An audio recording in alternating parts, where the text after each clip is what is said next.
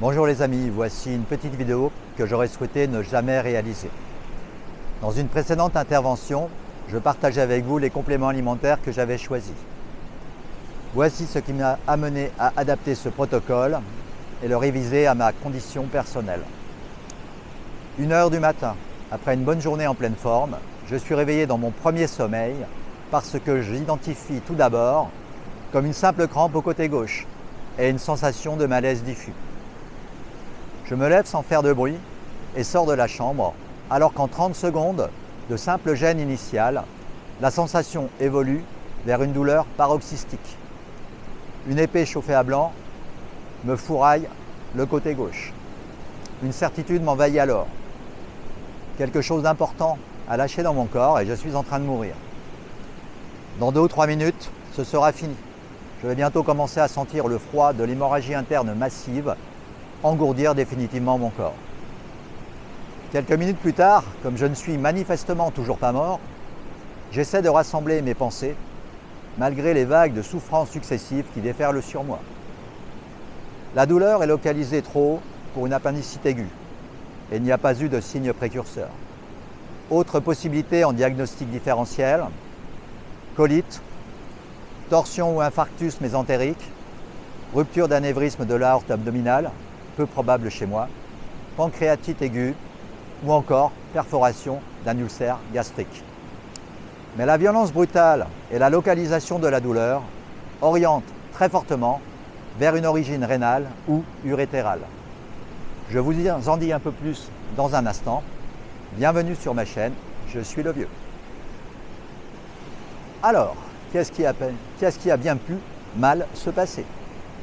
L'intensité de la souffrance et sa durée, 7 heures, font remonter un souvenir de mon début d'adolescence. Mon père, tordu de douleur, se faisant administrer par injection un analgésique puissant. Oui, bien sûr, c'est une crise de colique néphrétique, c'est-à-dire un calcul rénal. Je réalise alors que je coche toutes les cases. En premier lieu, les doses importantes de vitamine C, contre lesquelles j'avais d'ailleurs mis en garde en cas d'antécédent de ce type. Je vous en rappelle les voies métaboliques. L'acide ascorbique, la vitamine C, est en partie métabolisé en acide oxalique, qui peut précipiter sous forme de cristaux d'oxalate de calcium dans les reins. Cela augmente le risque de calculs rénaux, en particulier chez les personnes prédisposées ou en cas d'hydratation insuffisante. Deuxièmement, j'affectionne particulièrement et consomme régulièrement chocolat noir à 100%, épinards, cacahuètes, framboises, tous aliments riches en oxalate. Enfin, certains chercheurs avancent que l'apport de collagène pourrait, dans certains cas, légèrement augmenter l'excrétion des oxalates par l'hydroxyproline qu'il contient, un acide aminé qui peut être dégradé en glyoxylate, lui-même précurseur de l'oxalate. Cependant, les données sont encore contradictoires. En revanche, la glycine seule, isolée, pour rappel, c'est l'acide aminé majoritaire du collagène, ne semble pas impliquer ce métabolisme. Au contraire, elle pourrait même soutenir la fonction rénale par ses effets anti-inflammatoires. Ce qui nous amène aux aménagements que je vais mettre en place.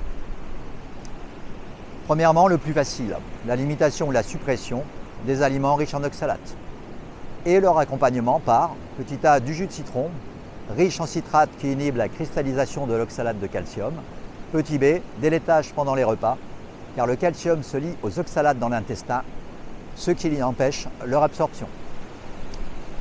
Cela suppose aussi la réintroduction des yaourts dans mon alimentation, mais avec une fermentation longue type yaourt à la grecque, pour diminuer le taux de lactose, d'une part, le sucre du lait, et d'autre part améliorer leur digestibilité. Deuxième aménagement, la surveillance du pH urinaire. Un pH trop acide favorise les calculs d'oxalate de calcium. Je vais donc mesurer régulièrement mon pH urinaire avec des bandelettes afin de rester dans une zone plus neutre à légèrement basique, c'est-à-dire autour de 6,5 à 7 de pH. Troisième point, l'hydratation. L'hydratation permet de diluer les urines. La dilution diminue la concentration des oxalates et du calcium. Quand c'est moins concentré, ça cristallise beaucoup moins. C'est simple, mais c'est fondamental. L'objectif est d'atteindre au moins 2,5 litres d'urine par jour. Je veillerai à boire de manière répartie sur la journée, avec une préférence pour l'eau légèrement minéralisée, et j'ajouterai parfois un peu de jus de citron pour son côté alcalinisant. Quatrième modification, je vais supprimer le collagène, qui faisait de toute façon double emploi avec la glycine, suppression à laquelle je songeais déjà. Cinquièmement, enfin le plus difficile pour moi, l'arrêt des hautes doses de vitamine C, pour lesquelles il n'y a pas d'aménagement possible si je veux éviter une récidive. Petit rappel évolutif, c'est-à-dire l'hypothèse dont je suis parti pour décider d'une supplémentation à haute dose. Notre espèce a perdu la capacité de synthétiser la vitamine C. À la différence de la plupart des animaux, ce qui suggère qu'en environnement naturel, notre alimentation ancestrale devait être très riche en fruits et végétaux frais, ce qui n'est plus le cas de nos jours. Les bénéfices espérés de ma supplémentation étaient le soutien immunitaire, l'effet antioxydant, la prévention des infections, la réduction de la perméabilité intestinale, entre autres.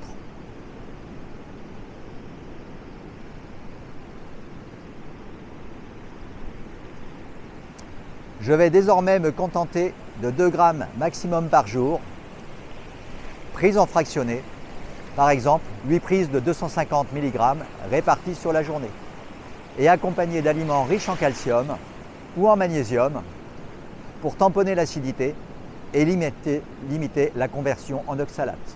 Boire abondamment dans les heures qui suivent est également indispensable. Alors au final, pourquoi ai-je décidé malgré tout de faire cette vidéo qui peut jeter le discrédit sur une chaîne santé comme la mienne?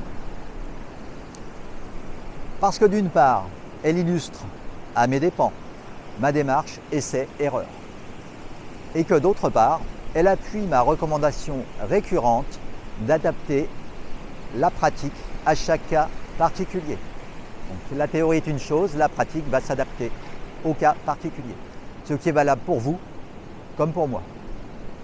Nos organismes ont des capacités d'adaptation fantastiques, mais pas illimitées. J'ai trouvé mes propres limites en ce qui concerne l'acide ascorbique et je vais en tenir compte à l'avenir. Je reste convaincu dans l'absolu de la pertinence des hautes doses de ce complément alimentaire. Je ne regrette pas d'avoir essayé, cela en valait la peine. Tout simplement, ce ne sera pas pour moi. La vie continuera, en pleine forme, j'espère, même sans haute dose de vitamine C. Voilà, c'est tout pour cette expérience malheureuse. 7 heures, seul, la nuit, c'est très long. On ne pense qu'à une seule chose, que l'intensité de la douleur diminue, même un tout petit peu. Et quand la crise est passée et qu'on n'a plus mal, la vie semble tout simplement merveilleuse. C'est Schopenhauer, je crois, qui parle de l'ataraxie. Il dit que la vie oscille entre souffrance et ennui, et que le bonheur consiste en l'absence de douleur. Ce jour-là, en tout cas, cela a fait sens pour moi. Je vous dis à bientôt. Portez-vous bien. Ciao.